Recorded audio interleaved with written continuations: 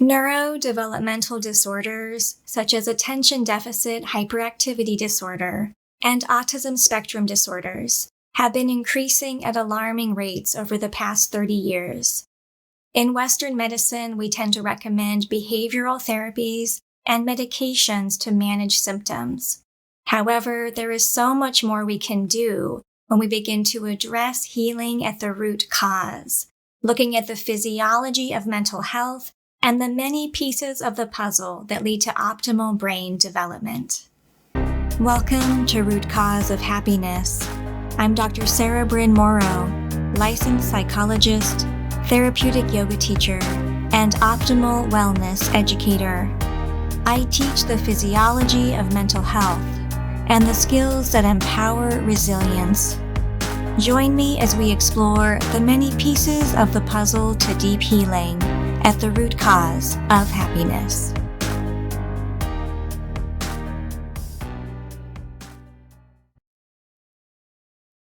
As a child psychologist, I was trained to try to do diagnostic psychological evaluations to tell if a child might have ADHD, autism spectrum disorders, a mood disorder or anxiety disorder, or a learning disability.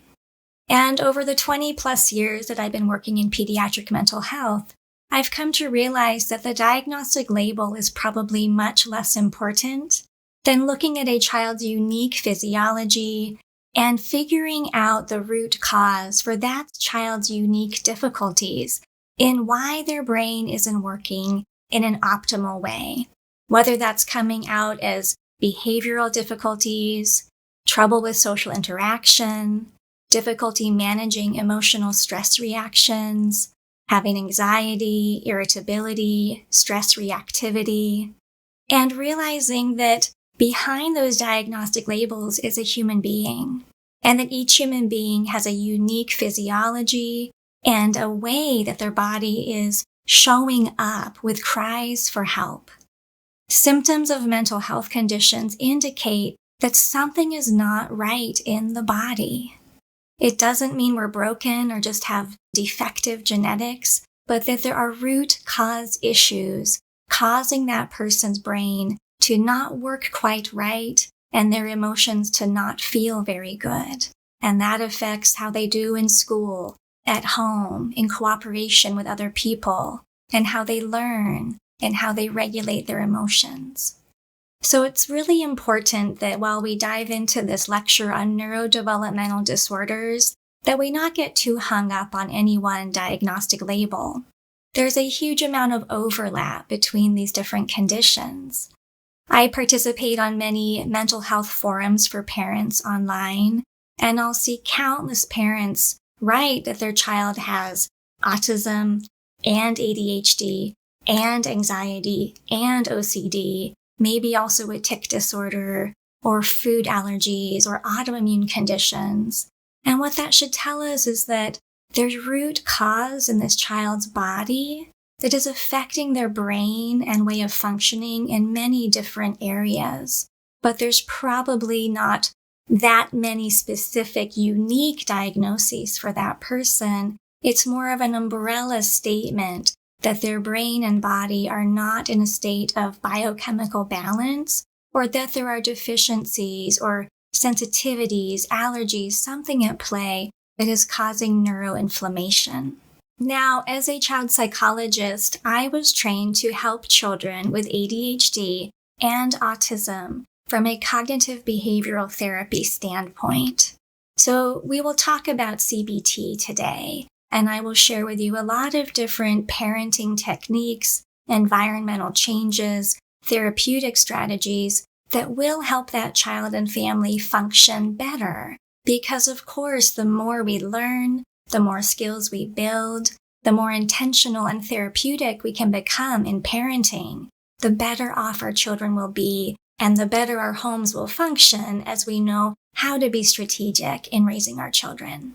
So of course, therapy is such an important piece of learning how to manage emotional, behavioral, social difficulties in childhood.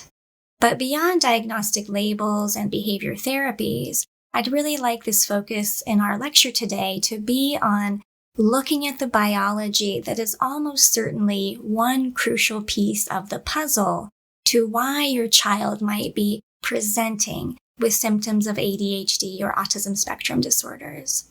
As I've mentioned in previous lectures, we are best served by looking at mental health conditions through a biopsychosocial lens, which means, of course, there is biology at play, including genetics. We know that most, if not all, mental health conditions have some heritability component, meaning that if your biological parents and grandparents and biological relatives have cases of a certain mental health disorder within the family, that you have increased risk of also having those same mental health conditions.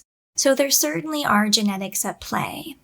But when we're talking about genetics, we should really consider what is going on right now with such an increase at such alarming rates of all mental health conditions for children.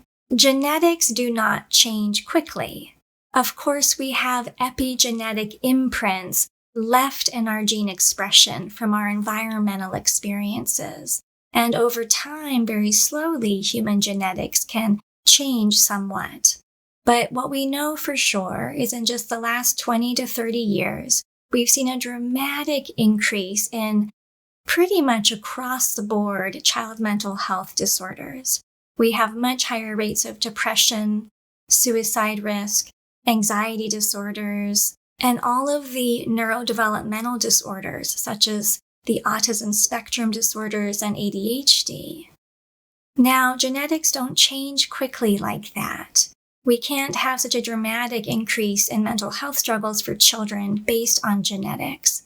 So what that means is that other factors must be at play. Now, if you zoom out and look at life for human beings up until very recently, we can see two areas in which the world has changed dramatically over the last 30 years. One of those areas is in nutrition. We used to eat mostly whole foods. There were not all these chemical additives, high levels of pesticides, genetically modified organisms within our food system.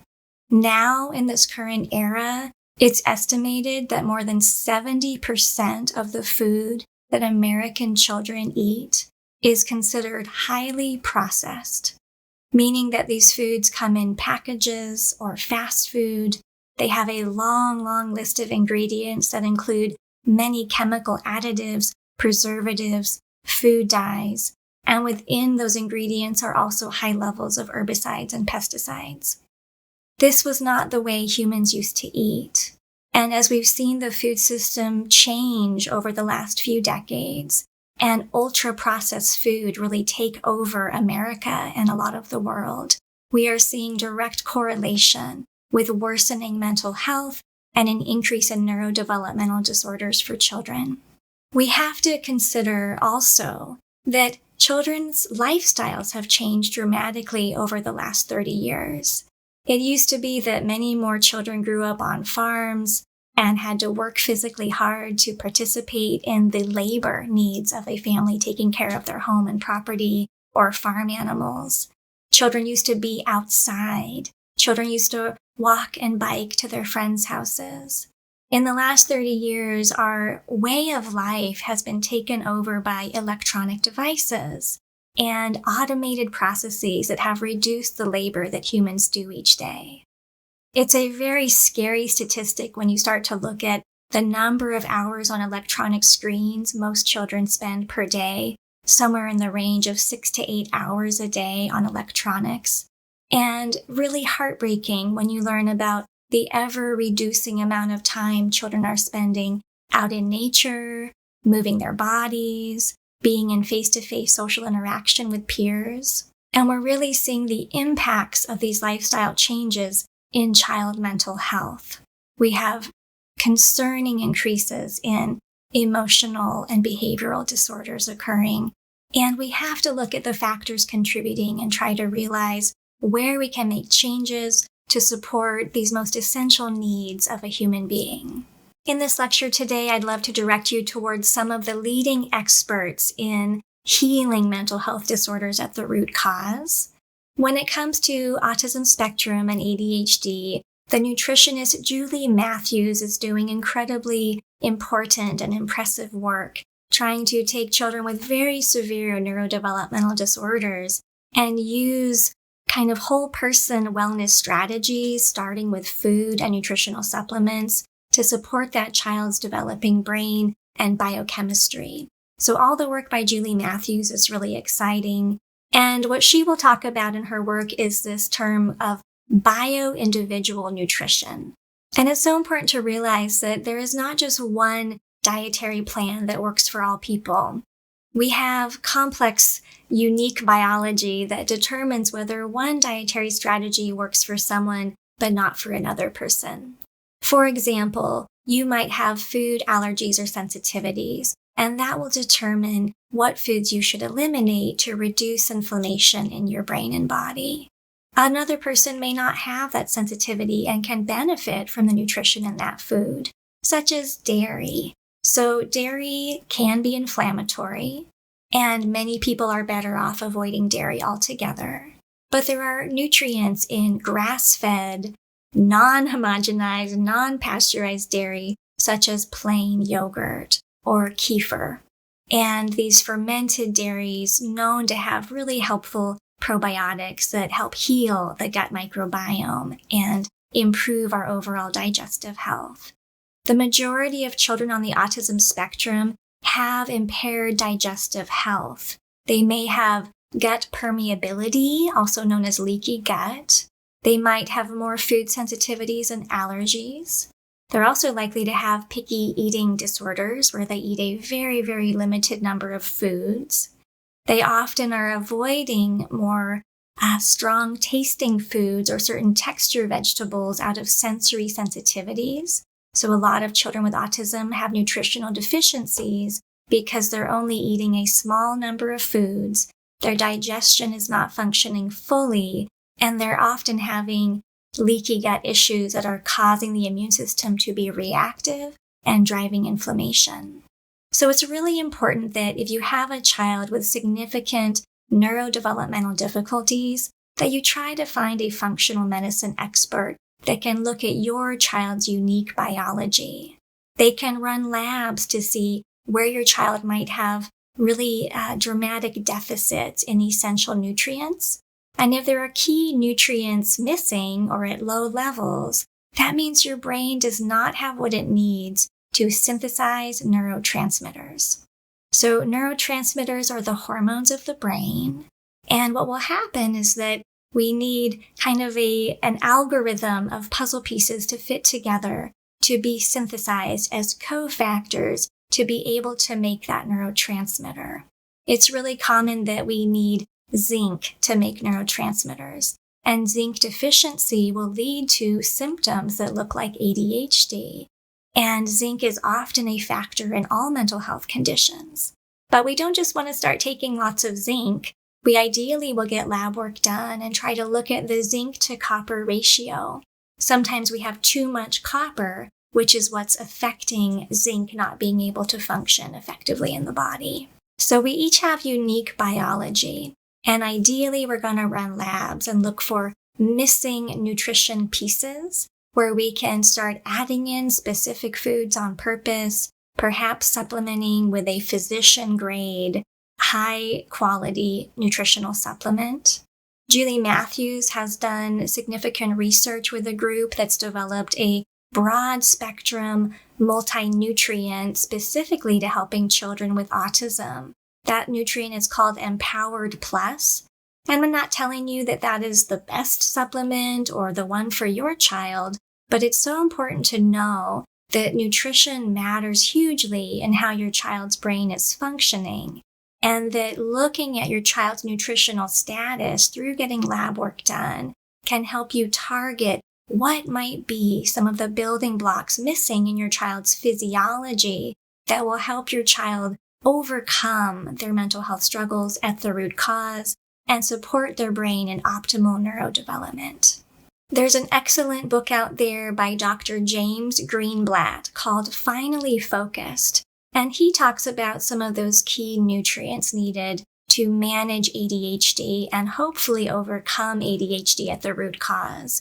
He talks about needing to have sufficient protein in your child's diet because protein are amino acids, and amino acids are what lead to the neurotransmitters that we need to have the brain function well.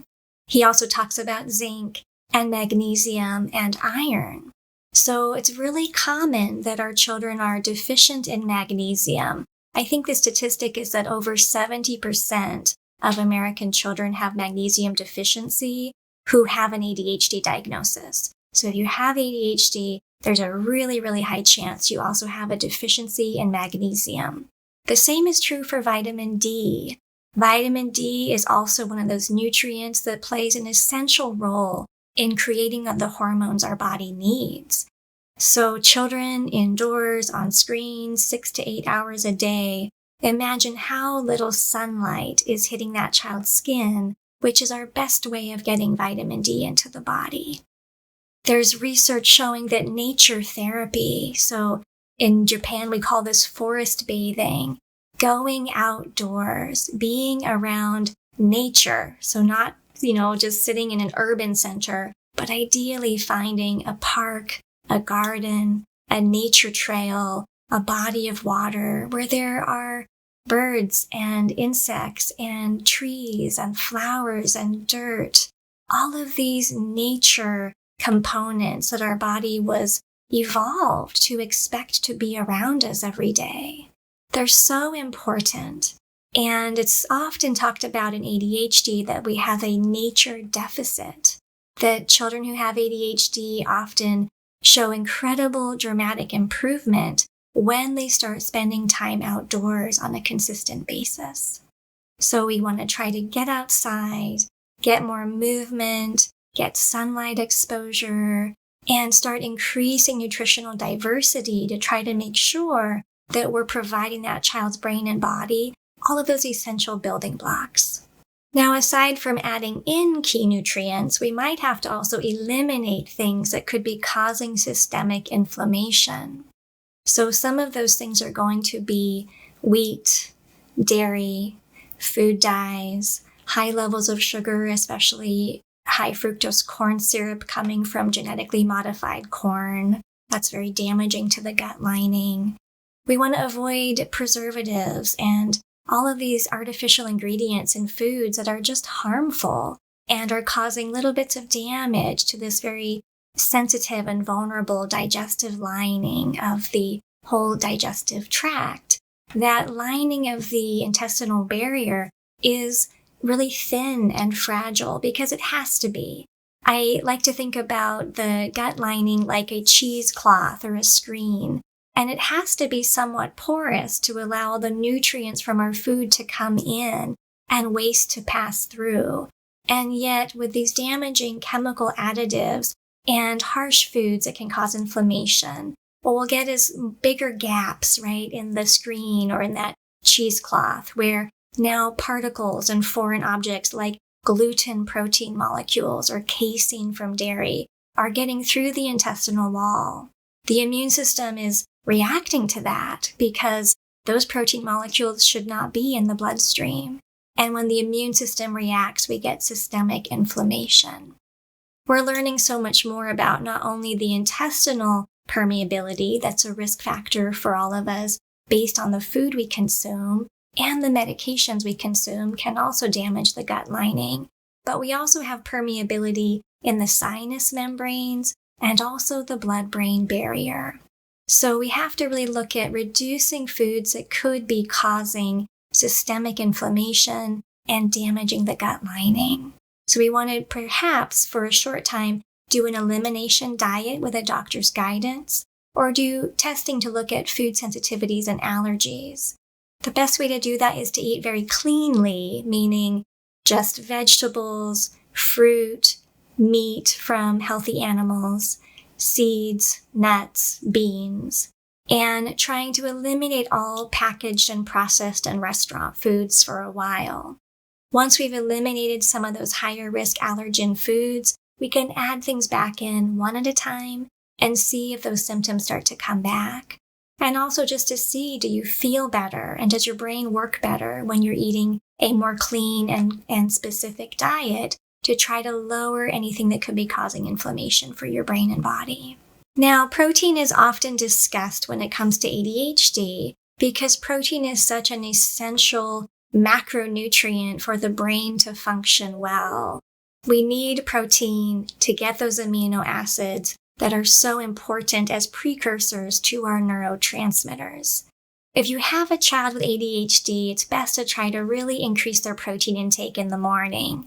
It's often recommended that we try to have as much as 20 grams of protein in breakfast for a child and 20 more grams during the school day for snacks and lunch. Of course, dinner is important too, but the goal with ADHD is try to get the brain in an optimal state of function to be able to function well at school and focus and concentrate and control those behavioral impulses. And so increasing protein early in the day if you have a child with ADHD is ideal. One way to do this might be having a protein-rich smoothie for your child's breakfast, adding in a protein supplement either from grass-fed whey or grass-fed beef collagen protein. Those are my personal preferences for protein powders. In that shake, you can add in a plain Greek yogurt. You can add in all those nutrients I mentioned in my video on a mood-boosting smoothie recipe. Things like coconut oil, MCT oil, Chinese medicinal mushrooms, turmeric, powdered greens. So there's a lot of good nutrition we can put in a smoothie, including a higher amount of grams of protein than is very easy to get from a regular meal. Meat and eggs can be a great source of protein, but the quality of meat matters. So we're not wanting to include processed meats like bacon and sausage and ham and pepperoni. We really want to eat meat from animals that were healthy and ate a natural diet. So grass-fed beef, free-range poultry, wild-caught salmon, eggs that came from free-range pastured chickens. So we really want to be selective and picky to make sure that if we're consuming meat and eggs and dairy, that it's coming from animals that were fed a natural diet and were raised in healthy conditions. Going back to minerals that support the brain and mental health, iron can often be an important piece of the puzzle.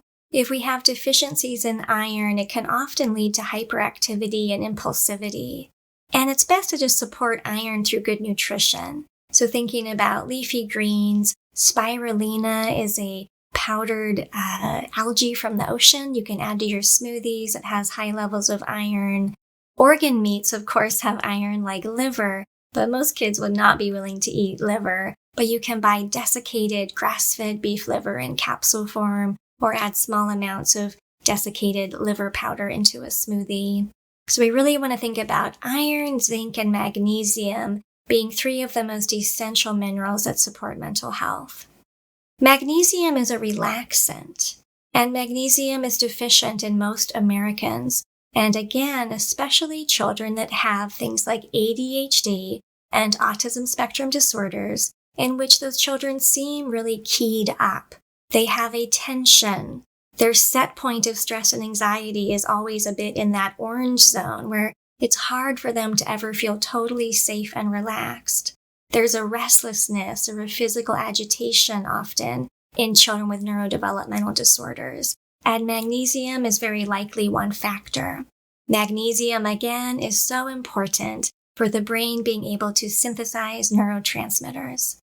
So we can take magnesium in different ways. For children, it's often best to do Epsom salt baths, where you have a nice warm bath with 1/2 to a full cup of Epsom salts, maybe some lavender essential oil as well, and the magnesium can absorb through the skin in that bath.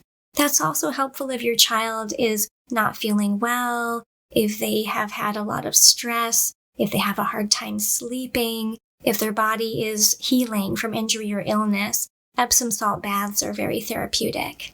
But if your child is old enough to take supplements, seemingly in the field of functional medicine, the type of magnesium most often recommended now is magnesium threonate. Magnesium L-threonate is usually how it's described, has been shown to cross the blood-brain barrier. And so more and more in functional medicine, when we're looking at any brain-based health conditions, magnesium L-threonate is often what's recommended. But there's also magnesium glycinate, malate, and taurate. All of those shown to also be helpful in mental health and supporting the brain. Magnesium citrate is more of a laxative, and it's actually a very wonderful and safe laxative if you're dealing with constipation, but it doesn't have the same impacts on brain health. But magnesium is always something we'd like to consider as being a helpful supplement for anybody that has anxiety, insomnia, restlessness, impulsivity, reactivity, anger. Magnesium is likely going to be helpful. There's another mineral called lithium orotate. Now, this is not prescription lithium. Lithium orotate is actually naturally occurring in groundwater.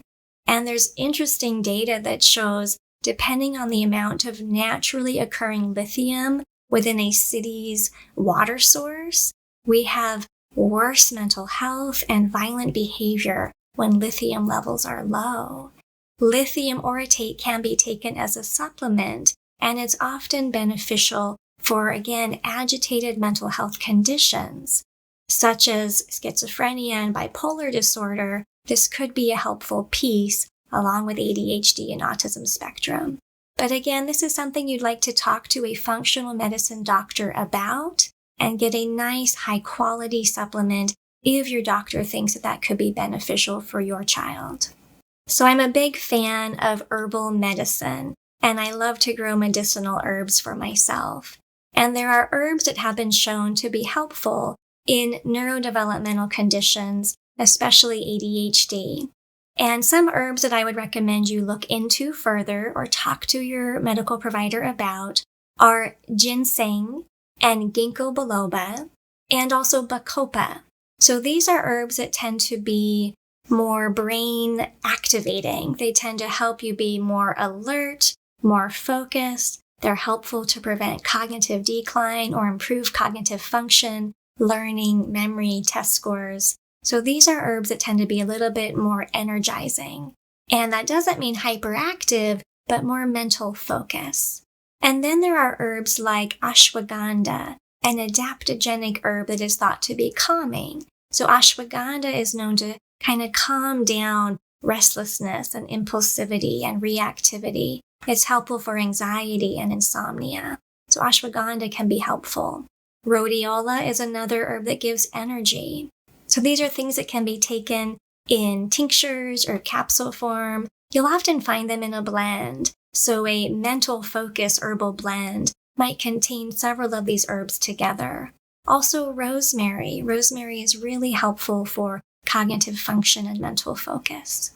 So learn more about the plants, herbs, and spices, whether you put them in your food or take them as teas or tinctures or capsules. There are so many plants that have strong therapeutic value that help support optimal brain and body function. So when it comes to ADHD, the underlying neurochemistry is assumed to be deficits of dopamine. And that's really what ADHD drugs do, is they increase the levels of available dopamine in the brain. Now, there are some known benefits to taking ADHD psychostimulant medications. The understanding in neuroscience is that these drugs that increase dopamine will help the frontal lobe function as it should. And the drugs can then give you the experience of being more focused, have better executive functioning, being able to set a goal and follow through and be productive getting things done in your day, having better focus and memory to be less disorganized or forgetful. And seemingly through taking medication, we can train the brain how to have better executive functioning through biochemically allowing your brain to function more as it should.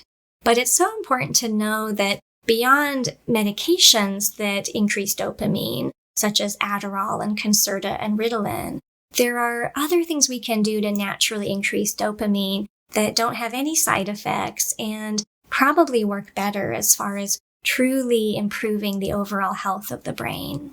So exercise is one of the most important things we can do for dopamine, and especially exercising outdoors, getting sunlight, being in nature, and being with other people. These are really helpful to our brain just thriving and our mood being in an optimal place of balance. It's also really helpful if we can have little bits of goals that we write down and check off as we accomplish those goals and celebrate our successes to really focus on soaking in the positives of, I had a goal, I worked hard, and I got through it, and I achieved that goal. And we know that when we kind of high-five ourselves or smile at ourselves in the mirror or cheer ourselves on or even compliment ourselves and give ourselves some credit and some encouragement, that dopamine increases. Also, music that we really enjoy has the ability to increase dopamine. I've actually worked with a lot of kids with ADHD who are very distractible, and homework can be a real challenge. And their parents have tried to enforce this no distractions during homework time with really good intention, right? It's not helpful to have the TV on in the background or your siblings running around you if you're having a really hard time focusing on your homework. But as those kids have gotten older, they've been able to explore music with their homework. And I've had so many teenage clients with ADHD say, once they found music, they were able to endure their homework and stay focused in such a different way.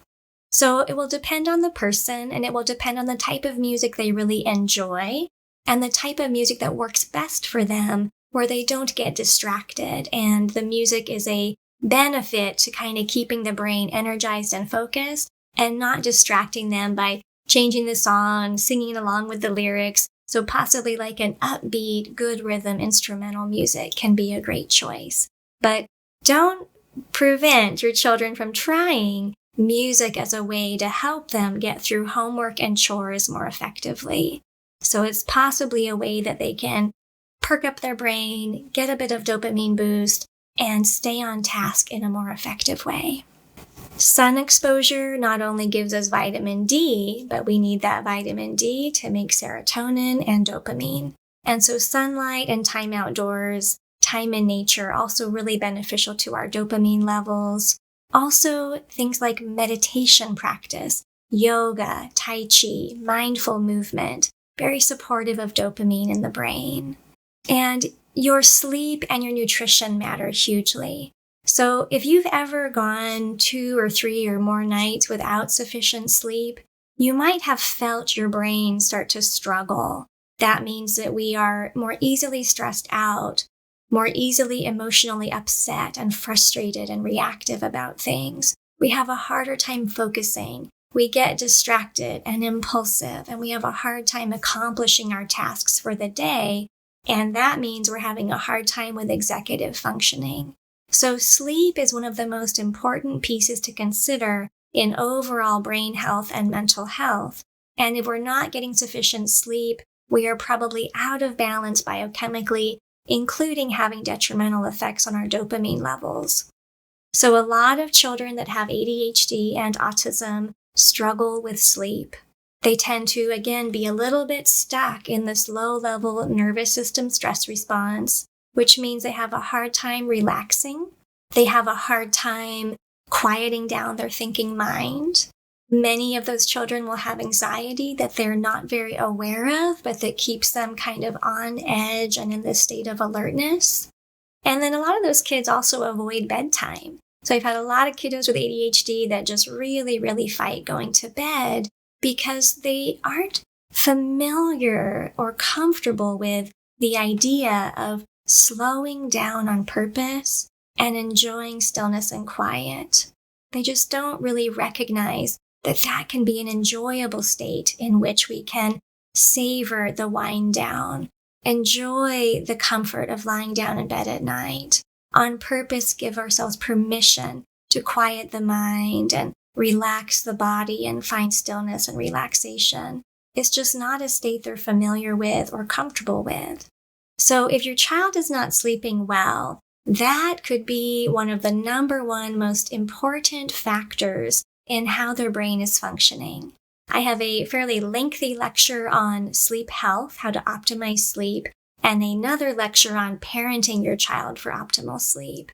So if you are really struggling with sleep with your child, please go and watch those 2 lectures, because that will help you become really strategic and expert on helping your child improve their overall quality of sleep. A lot of children with ADHD also tend to have breathing disorders and sleep disorders, like sleep apnea.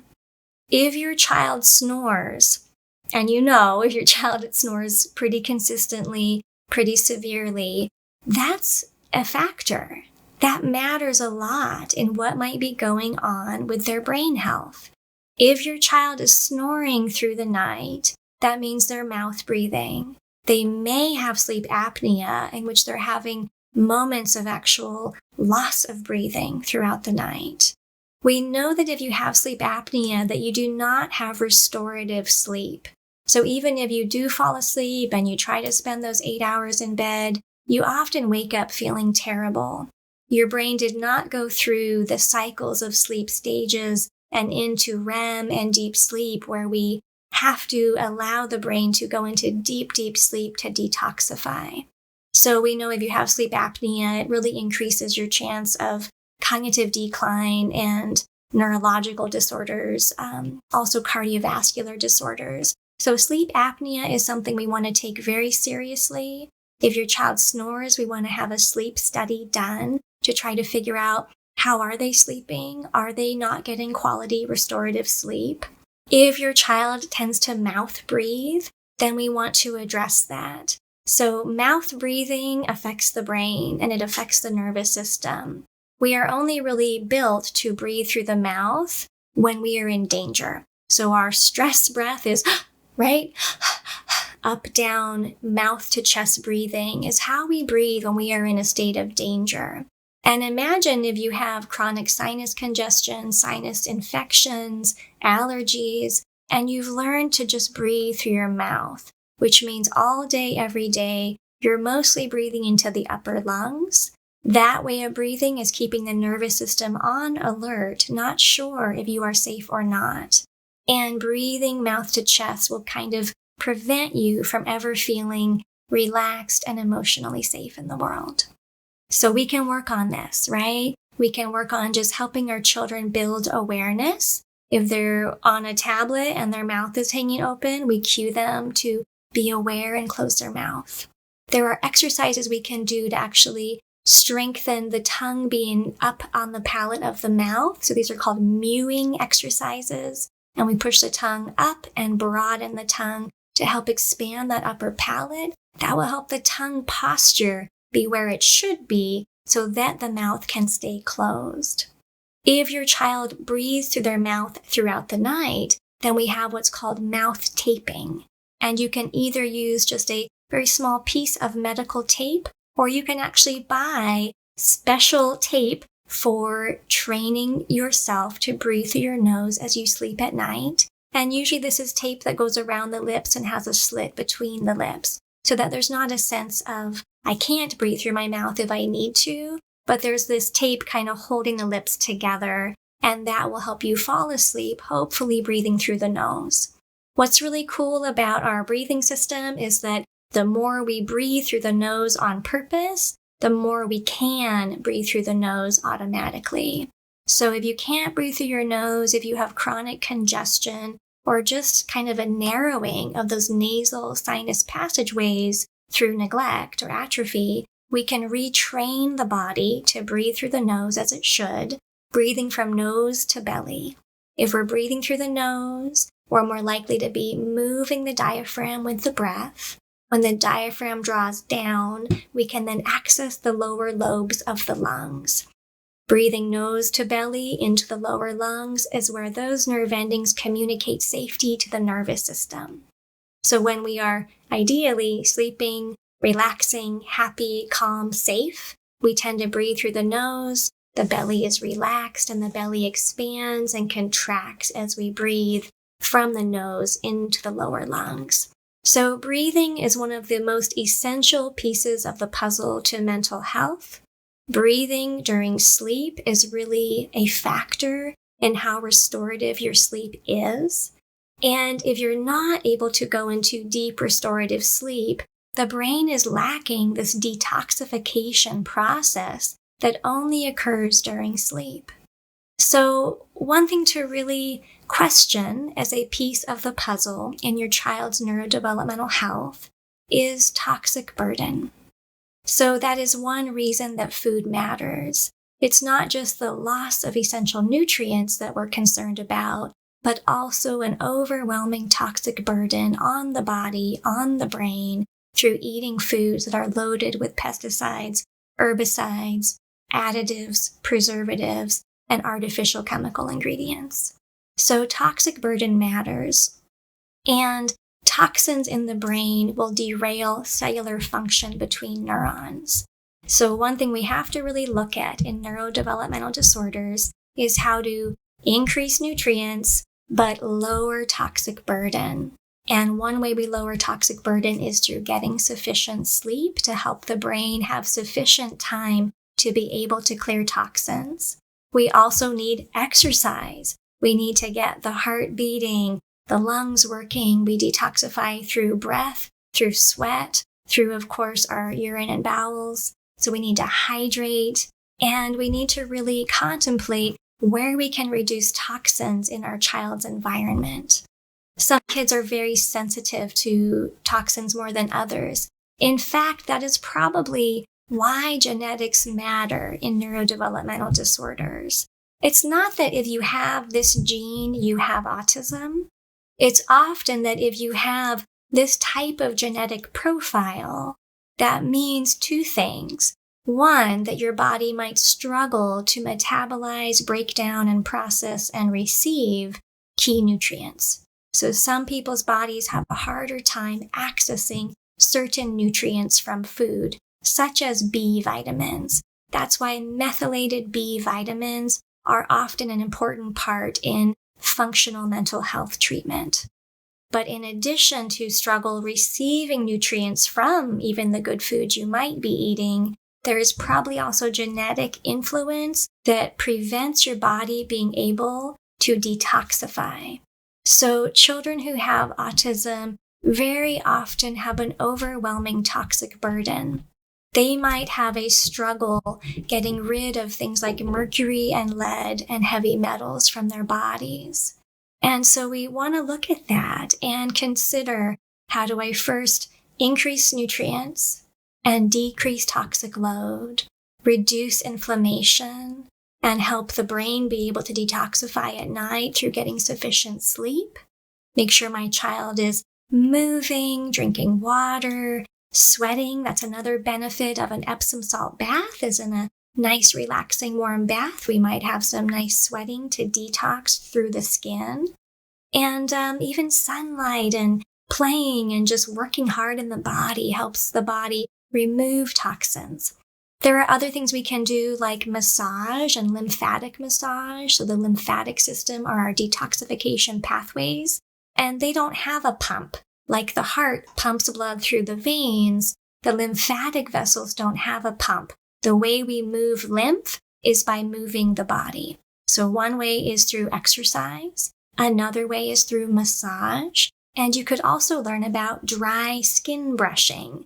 And that just means buying a special bristled brush, and you want to massage essentially from the feet up the legs, the hands up the arms toward the heart, using this brush to move lymphatic fluid to the center of the body, and then the body can release those toxins more effectively.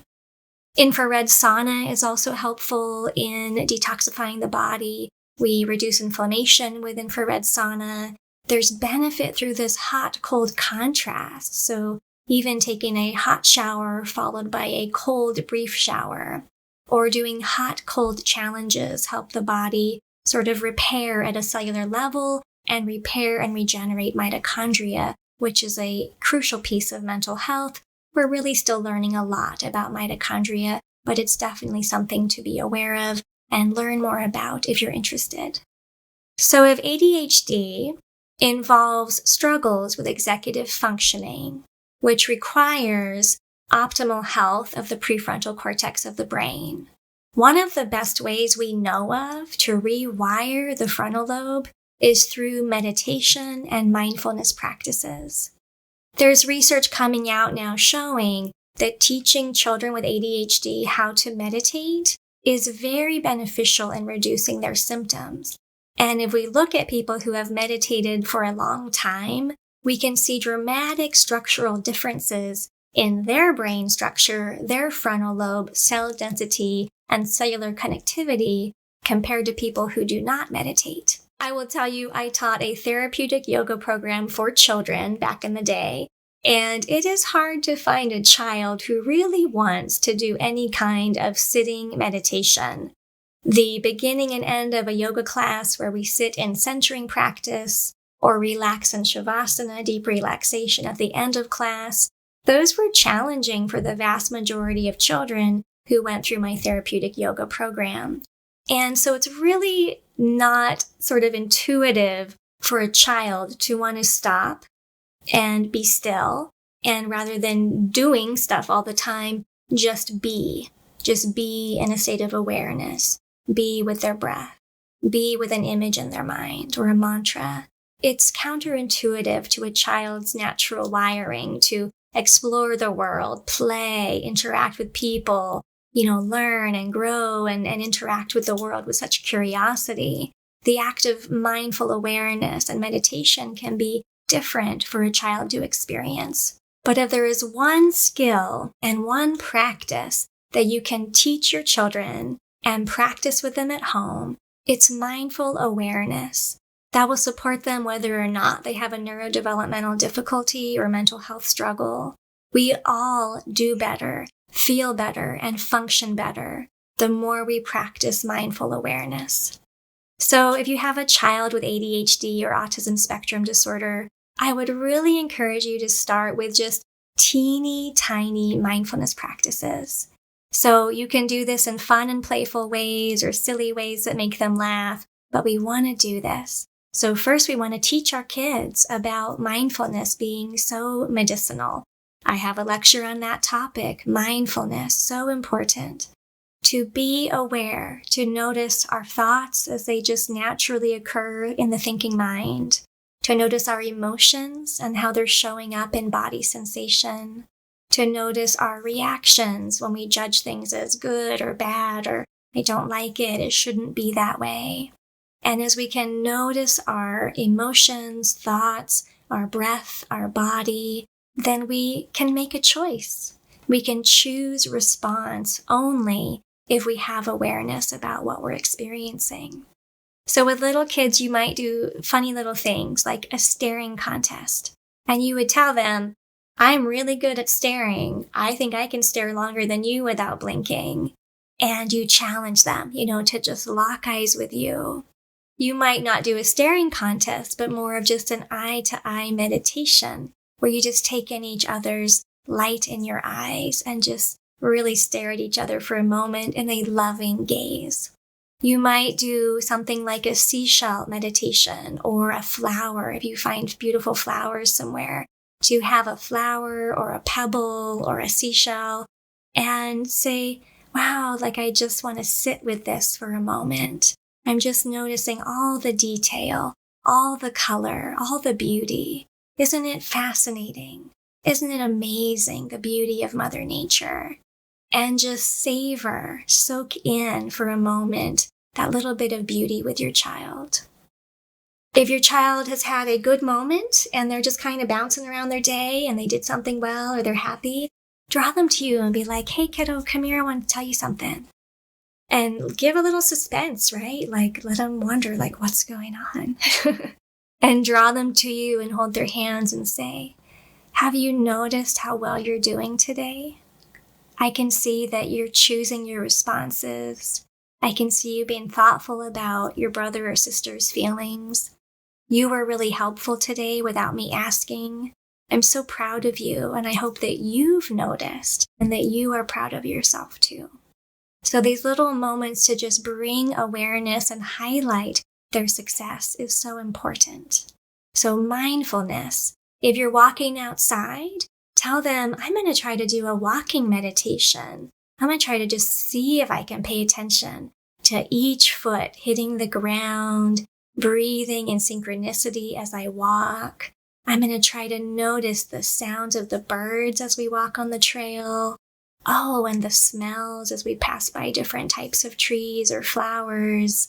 If we see a bug, can we stop and just admire that insect and notice all of its color and intricate detail? So anytime that we are in nature, anytime we can gather a little moment of loving shared awareness with our child. Maybe we have an object of beauty that's so simple. Maybe before or while we sit down to eat a meal, to savor a mindful awareness of the food, to be grateful. You might pick a fresh raspberry if you're so lucky to be able to do that and say, let's just savor these raspberries together. And just compare wow, the flavors when you really pay attention are so rich. Gosh, the juiciness is so lovely. That sweet with sour, what a treat.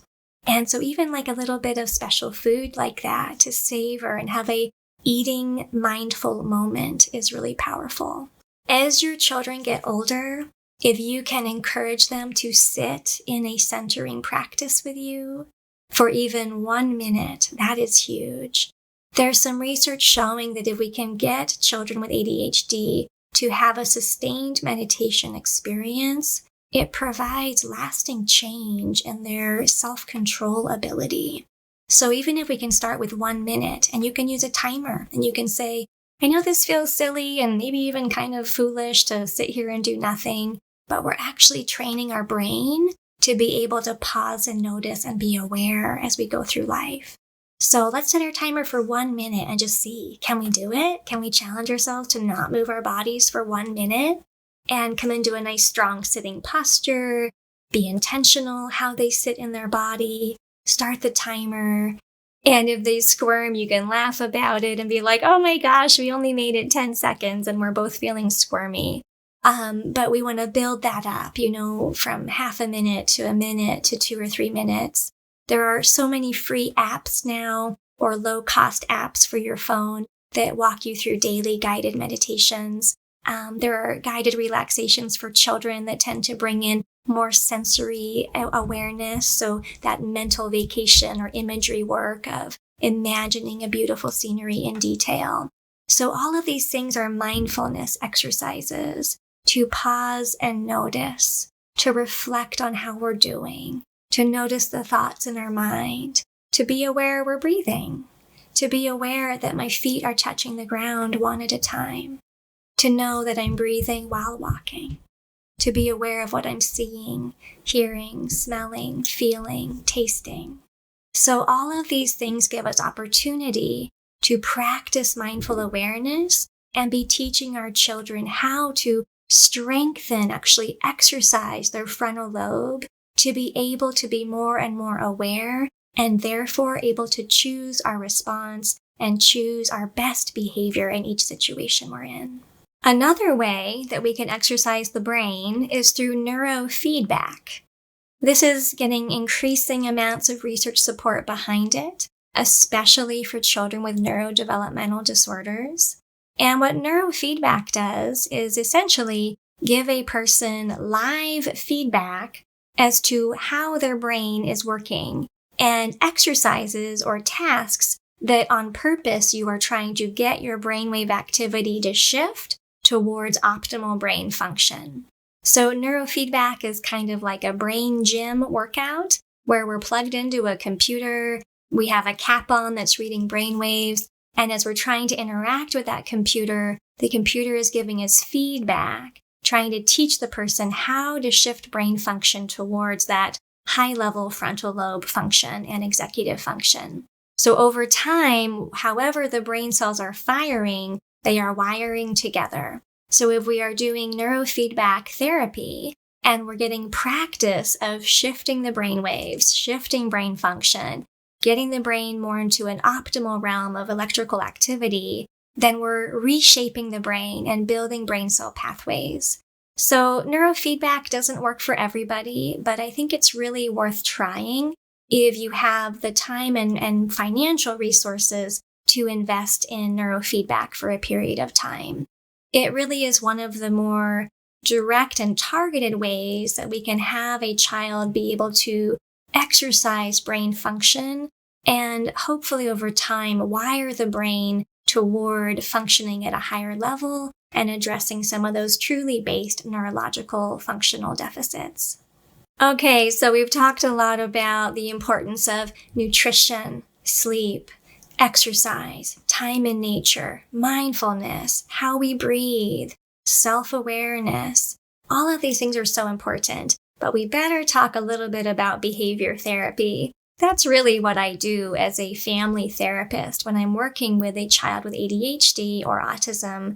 My job is to help teach that parent therapeutic parenting tools, teach that child cognitive behavioral therapy techniques to choose thoughts, choose behavior, build better habits, and be strategic how we navigate difficult things like social communication, emotion regulation, getting chores done, staying organized, staying on top of schoolwork. How do we structure the environment, provide parental support, and increase the chances that that child can be successful? So probably the foremost expert in behavior therapy for ADHD is Dr. Russell Barkley. And he has several books out there, but one is called Taking Charge of ADHD. And Dr. Barkley is considered one of the world's top experts in behavioral therapies and how to train parents to become therapeutic in parenting their child with ADHD or oppositional defiant disorder. I will have a separate video on working with ODD or anger reactivity in your children and defiant behavior, so that video will be coming out pretty soon. But ADHD, if you want to learn more about how to structure the environment and use behavioral therapy to address some of your child's difficulties, I would start by reading Dr. Russell Barkley's book. But one of the main things to consider is environmental structure. So children that have ADHD and those with autism tend to not do well in a chaotic environment. Those children are going to thrive best when they have fairly consistent daily routines, a daily schedule, predictability to know what to expect each day as they navigate life. So one thing that I would always consider you start with is creating a morning checklist and a bedtime checklist with your kiddo. We want to teach these kind of independent self-care practices to start and end the day. So what that would mean is just getting out colorful markers, use a different color for each step on their checklist, and write down the 5 or 6 or 7 things that you'd like them to learn to do independently every morning, and the 5 or 6 things they need to do every night to get ready for bed. And we want these visual checklists posted. So then instead of kind of directing every step and reprimanding your child when they're off task, we can say one thing, which is, hey, we're going to be leaving the house soon. Please check your morning list and make sure you've done all of your steps. Or, hey, it's getting closer to bedtime. It's time to get ready. Have you checked your list to make sure that you've done all of your steps? So we want to visually structure and color code their environment as much as possible. Another example of this are chore cards. So rather than just auditorily, verbally telling your child, hey, you need to clean your room, if any parent with a child with ADHD knows, the chances that you can give that command once and have that bedroom cleaned is probably about 0. So instead, we can have chore cards, or we can break down a big job like clean your room and define it step by step. But rather than say clean your room, we'd probably want to break up that task over a few days, actually, and have each step of that job on its own chore card. So the first card might say, pick up all of the clothes on your floor, or put dirty clothes in the hamper, clean clothes go in the closet, and just start with clothing. And what we do is we're going to walk up to our kiddo and look them in the eye. So how you give commands is so important. You want to make sure that your child is not distracted when you're giving them this command. You want to say, hey, we have to get a little job done right now. It won't take very long. Can I get your full attention so I can tell you what we're doing? So tablets need to be turned off. Toys need to put down. If they're drawing, reading, we have to put that fully away from them. And if you have a kiddo who's like, yeah, my toy's over here, I'm looking at you, but you can tell their mind is still on their toy, then that toy needs to be fully put down and get their true attention before you give the command. So the first thing is, hey, I need your full attention. Then you're going to say, with a smile on your face and a loving gaze, so we don't want to create a negative energy. You don't want to say like, your room is such a mess and you need to clean up today. Like, why are we going to start with that? We're going to say, hey, gosh, your room's kind of been messy, don't you think? I feel like we better get caught up on that. But we don't have to do it all today, and we can just do a couple of the things that need to get done. I'm thinking let's start with clothes. What do you think? And I wrote it down so you can bring this to your room. You'll see this cue card. And when you're done with your clothes, you can bring it back to me and say, that job is done, Mom. And we'll be done with that cue card, that chore card. We'll put it in the back of the pile so we know that that one is taken care of.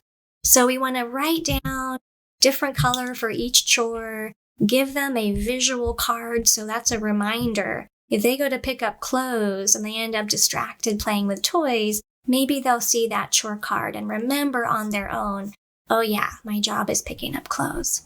But okay, here you go. So we got eye contact, we got their full attention, we gave the command with a smile, give some encouragement. Hey, I know you can do this in like 10 minutes. It won't take very long if you just hustle and stay on task. I know you can get it done quickly. Send them off. And within 1 minute of them going to their room to pick up clothes, go check on them. And if you go peek in their bedroom and they are actually working on picking up their clothes, react. This is a time to give positive reinforcement through big emotion. Hey, you're doing great. Thank you so much for listening the first time. I'm really proud of you that you're in here picking up your clothes, high five. Are you doing okay? Do you need my help with anything? And short and sweet, but just let them know you're not ignored and forgotten. I'm here to check on you. If you need help, I'm actually offering. And I'm proud of you. And it feels good for that child to be successful, staying on task, doing what they were asked to do. So then you leave and hope they can be independent and continue to work on that chore. 2 or 3 minutes later, pop back in. Hey, how's it going? Wow, look at your room. It's already looking so much better. If you keep going, I bet you'll be done in 5 more minutes. Good job. So we want to catch them in success and react and praise and reinforce them and encourage them to keep on going. Now, let's say you go to check on that kiddo 1 minute in and they're not picking up their clothes. This is what you're going to do. You're going to walk in. You're going to get low so you're not a source of threat. You don't want to stand in the doorway, like a dark cloud hovering over them, the bad news mama. And you instead want to come in as a friend and get their attention, get low, get on the ground with them if they're on the floor and just say, hey, where's that chore card I gave you? And look for that and be like, okay, do you remember what it said? Can you read it to me? Pick up clean clothes, put dirty clothes in the hamper. And I know you're having a lot of fun. I can tell you're having fun. You found that old Lego set you love. But right now, for the next 5 minutes, do you think we could just hustle and stay on task and try to get your clothes picked up? I know. Let's set a timer for 5 minutes, and that will remind you, work hard for 5 minutes. When it beeps, maybe you'll be all done or real close to done. So use timers. Timers are incredibly helpful for children that have ADHD, autism, anxiety. We want to create predictable time limits and expectations, and also so they don't feel like this job will ruin their whole day. I'm just committing for 5 minutes of really hard work. So use that timer to get them back on task for a time-limited chore. And if you need to, stay present. With little kiddos who get really kind of grumpy, like I don't want to pick up my toys, you can create a little bit of a race, like, oh, I bet I can pick up faster than you can, and just get them going, and kind of show off like, I am so fast, I'm the fastest picker-upper, but in a way where you're just kind of inviting some playful competition and keep it with some sense of humor. And then if they get going and they're going so fast, just be like, oh my gosh, how are you doing that? How are you faster than me? I thought I had all this practice. I would be faster, but you are going at lightning speed. So it can be good to just make it playful, time-limited, manageable job, right? We're just dealing with the clothes on your floor today. Now, if that job gets done quickly, praise them, high-five them, give them specific positive feedback on what they did well and what you're impressed by, or what kind of progress you saw getting this chore done today versus a few months ago when that was a challenge. Now, if your child is up for it and you think they can handle it, get the next chore card. The next chore card might be time to pick up all the books, right? Or time to pick up all the Legos. And so we break it down. Another chore card is make your bed and get your blankets and pillows organized. Another chore card might be vacuum the carpet or dust the shelves. But one chore per card, different color for each card, and you have to know your child to decide if they can handle just one at a time. Maybe they need to do one chore. Maybe later that day, you can present a second chore. Or maybe they really need to kind of take a marathon approach and just have one or two demands on them in any given day. We want it to be successful. We want the job to be at a level they can handle so that we can praise and reinforce their success, the idea of hard work, perseverance, staying on task, listening the first time. And even if they need a little bit of help from us, we want to try to keep it positive and have chores have a sense that it feels good to clean up my room. It feels good to help out mom. I feel proud of myself when I've worked hard and my efforts are acknowledged. So these are little ideas about how to help increase the chances your child can stay on task and get things done. Managing homework can also be a challenge when we have children with neurodevelopmental difficulties. And again, we want to create predictable structure so they know what to expect and time limits using a timer. So it's really helpful if your child's day has a fairly predictable schedule and routine. So if your child gets home at 3 o'clock from school, the plan might be that we start homework at 4, and from 4 to 5 before dinner is when we try to get those have-tos done. So we do our have-tos, and then we can enjoy our want-tos, all the things we want to do after that. If your child struggles to stay on task with homework, it can be useful to have a visual timer. So a visual timer, it actually has a dial that you turn that shows a red line. So if it's 5 minutes, the red line might be this long. If it's 10 minutes, it goes farther. And as the timer is ticking, that red line is shrinking. Now, a visual timer can be helpful for a child to be able to look up very quickly and see that red line shrinking and know that, okay, I'm about halfway through. I'm almost done, just a little bit longer to go. And we want to approach homework from a chunking system, a time chunking. So what that means is, depending on your child's tolerance, we want to chunk homework. We can either chunk it by subject to say, the first chunk we're going to do is spelling. How long do you think it will take you to do spelling? Let's set your timer. I think if you stay on task, we can probably do this in 10 minutes. Let's set your timer for 10 minutes. Just get out spelling. Put everything else away. We don't want the child to feel overwhelmed. And we'll just focus on this first task. And we set the timer, and if they're working, praise them. Way to go. I see you working really hard. If you keep going, you're going to beat the timer. I bet you'll get it done before 10 minutes if you keep going at that pace. Hey, nice work. I can see you working hard. So we want to, again, catch success, praise along the way. And if your child is really struggling, we might have to troubleshoot with that. So if they've done a few minutes of homework and then you see them, wandering with their eyes, fiddling with their pencil, you can say, hey, it seems like you're having a hard time committing to your chunk of effort right now. Should we pause your timer and take a little break and come back? And you can pause the timer, have a movement break. So don't take a break sitting there at the table. Take a break away from their homework station. Go outside, get a snack, a drink of water, put on a big upbeat song they like that maybe they'll want to dance to. Just distract them from that homework stress. Take a break elsewhere, ideally with body movement or some food and water to kind of help fuel their brain. And then you say, okay, we've had a little break. Now we got to get back to spelling. So let's sit back down. You have 7 minutes left on your timer. This time we're going to really commit, okay? I know you can do it. So this is a helpful way to approach things. For older kids, it might be breaking homework into maybe 15-minute chunks, maybe 30 minutes if they have that tolerance. But setting a timer where we say no other distractions. I'm not taking a break, not checking my phone, not getting up until the timer beeps. Then I reward myself with a scheduled break between chunks of hard work.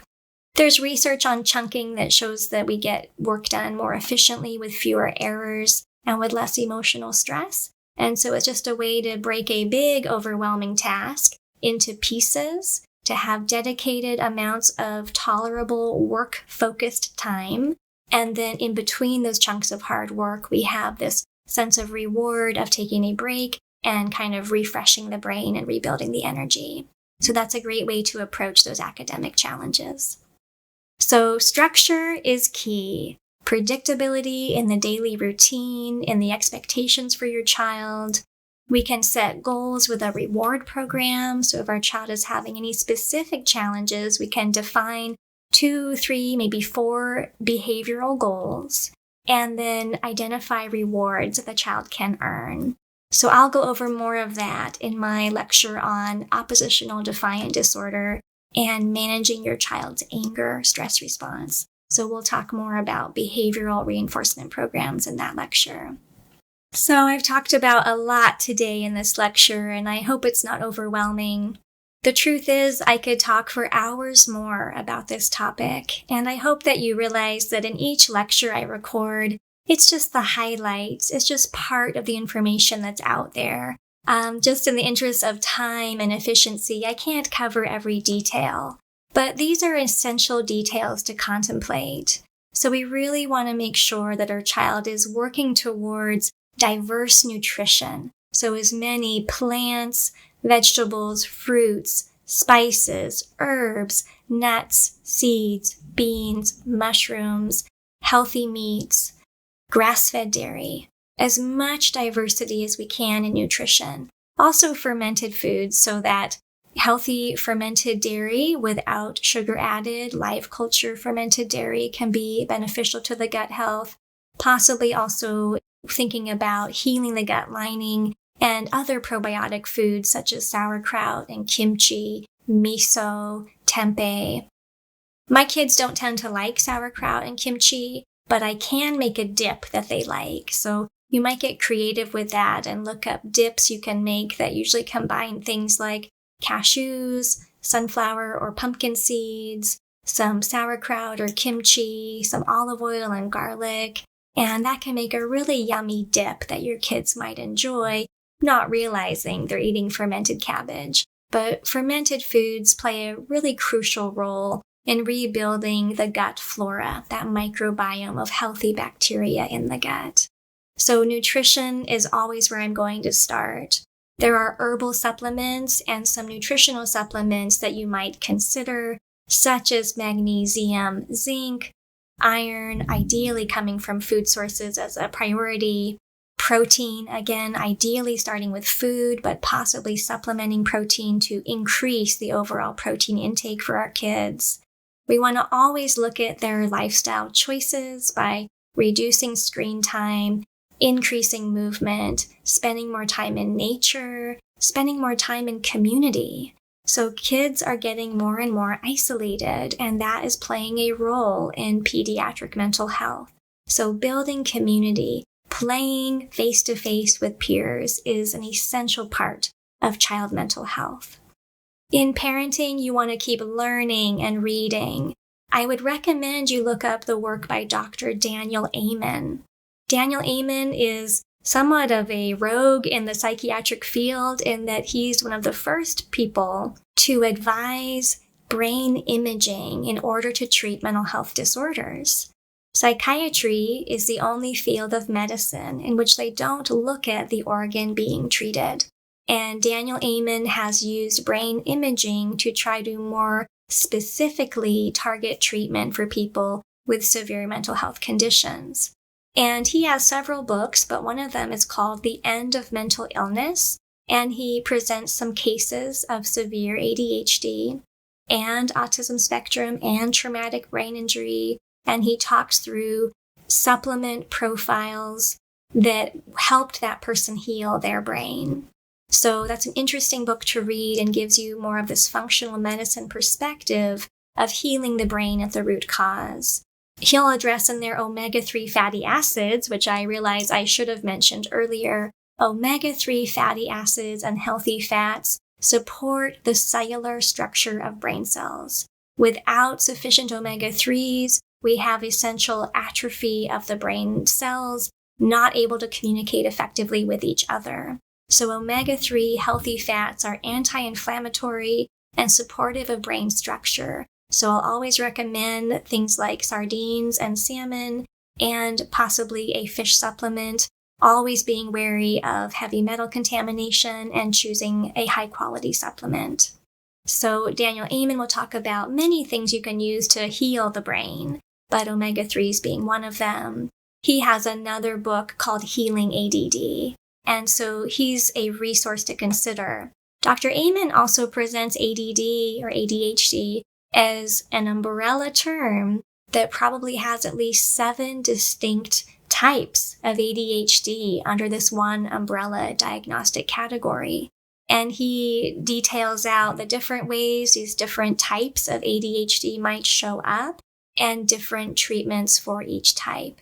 So he's a resource to be aware of and to try to access some of his knowledge. He and his wife have been producing cookbooks and have countless recipes for really pure nutrition, meals that have nothing damaging for us, and just a whole diverse nutrient profile to support brain health.